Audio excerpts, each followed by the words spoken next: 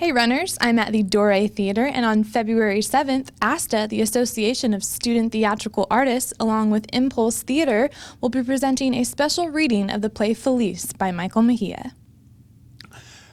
I wrote a one-act back in the spring of 2009 in a playwriting class that I felt like I had hit a new level in my writing. And I showed it to a couple of people, and they said that they felt like there was a lot more story that needed to be told. And so in trying to discover what the rest of that story was, I went back, and that's what Feliz is. Feliz is the rest of the story that needed to be told in that script. Feliz is the story of a family. It can be any family, but I chose to tell it from the perspective that I know, which is a Hispanic family. A middle-class Hispanic family, and the secrets that get swept under the rug and that we never talk about. These are I chose topics that are hard to bring to the surface, but they need to be brought up to the surface. Conversation starters is ultimately what I want this play to be. It's not the conversation that needs to be had. It's what's going to start the conversation, to talk about things like sexual abuse, infidelity, who we are as Americans, being a Hispanic. It's intense, and it's good. This is like, I don't know. This coming from Michael Mejia, I wouldn't expect anything less, and it's just amazing. There's twists and turns at every page, like an M. Night Shyamalan movie, but better. And you? I'm good.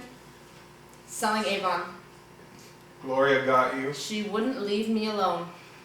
How's the singing coming along? I stopped taking lessons a while ago. I outgrew my teacher, and if I was going to continue to have to pay for this really expensive vocal teacher, I don't want to spend that much on a hobby. It explores so many things that you don't think of, and then after we read it, it was just there, and you're just kind of there, and you're kind of just sitting there, oh crap. This, it actually, just to read it, it scared me, but it was just so intense. The way that it ends, it's just so, nothing's finished.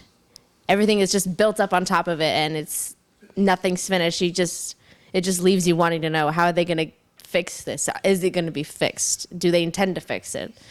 It's so intense. The first time that he told me about this project, I thought it sounded amazing. And he actually showed me the script while he was working on it. And I just thought, like a lot of his other work, I thought it captured something really interesting that doesn't really come to light, because sometimes we feel ashamed to talk about it or scared to talk about it. So I was just very excited from the beginning. And then when it was finished, I was even more excited. And then after we had our first read through, I thought that it deserved to go further. And this is very small, but I'm hoping it'll do something for it, and it'll just get it on the stage. In all reality, I want as many people as possible to see the play, and I'd love to hear people's reactions to it, whether they liked it, loved it, hated it, never want to see me again. I don't care. I just want to know what they felt, because I want to know if they felt something. And the more people that I can expose that to, whether it's on Broadway or whether it's just here in Bakersfield or whether it's in a movie theater, the happier I'll be.